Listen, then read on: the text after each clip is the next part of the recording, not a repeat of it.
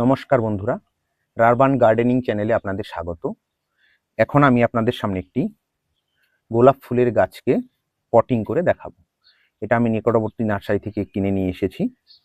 তো তার জন্য আমি কি করেছি, প্রথমে এখানে একটা 10 ইঞ্চির টব নিয়েছি। টবের নিচে একটা ফোঁটা করা আছে। এই ড্রেনেজ হোলটাকে বা ফোঁটাটাকে বন্ধ করার জন্য একটা এরকম টবের টুকরো নিয়ে নিলাম। নেওয়ার পরে এখানে আমি কিছু পরিমাণ পাথরের কুচি এখানে ব্যবহার করব। যে কোনো গাছের ক্ষেত্রে আপনারা জানেন যেন গাছের গোড়ায় জল দাঁড়ালে গাছের ক্ষতি করে। তো আমি সেই জন্য গাছের গোড়ায় যেন জল দাঁড়াতে না পারে তার জন্য প্রথমে পাথর দিয়েছি, ফুটোটাকে ইটের টুকরো দিয়ে বন্ধ করে দিয়েছি। আর এখানে সামান্য পরিমাণে আপনার বালি দিয়ে ড্রেনেজটাকে আরো মজবুত করে দিব। ড্রেনেজ হোলটা যেন সুন্দরভাবে হয়, এখান দিয়ে বেরিয়ে যেতে পারে।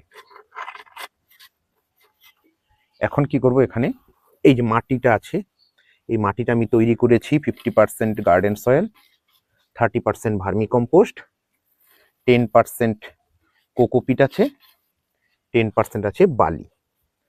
আর কিছু পরিমাণে এখানে নিয়েছি আপনার হাড়ের গুঁড়ো।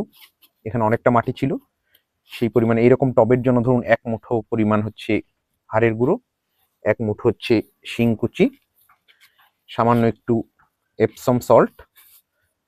এপসম সল্টটা দিলে গাছটা যেহেতু অন্য জায়গা থেকে এখানে পটিং করা হবে তাতে সুবিধে হবে।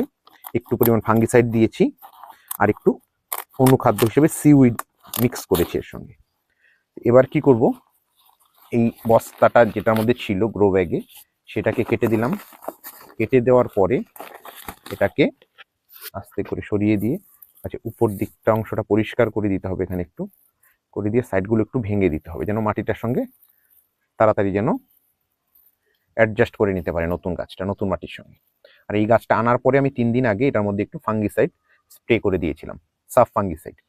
এখন এটাকে আমি এখানে পটিং করে দেখাচ্ছি। এই যে বসিয়ে দিব, এখানে একটু সামান্য পরিমাণ জায়গা উপর দিকে ফাঁকা রাখতে হবে, পরবর্তীতে যেন এখানে সার দেওয়ার এবং জল দেওয়ার সুবিধে হয়।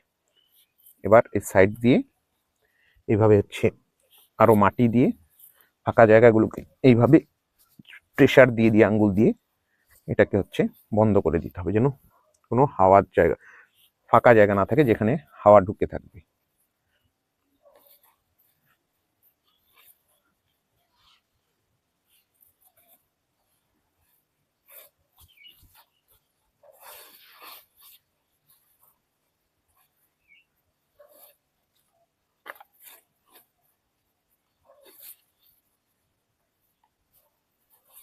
এখানে একটু ফাঁকা জায়গা রাখা হলো যেন এখানে পরবর্তীতে জল দিতে সুবিধে হয়, জল দেওয়া এবং সার দেওয়ার ক্ষেত্রে সুবিধা হয়। এবার কি করব, এটার মধ্যে বেশি পরিমাণে জল দিয়ে নিচ দিয়ে আপনার জলটাকে পাস করে দিব প্রথমবার। তার পরবর্তীতে যেমন ওয়েদার থাকবে তার ভিত্তিতে কিন্তু এখানে জলটা প্রয়োগ করতে হবে। গরমের সময় দিনে 2বারও জল দিতে হতে পারে, শীতের সময় 1 দিন পর পর জল দিলেও কিন্তু হবে, সেটা মাটির কন্ডিশনটা বুঝে।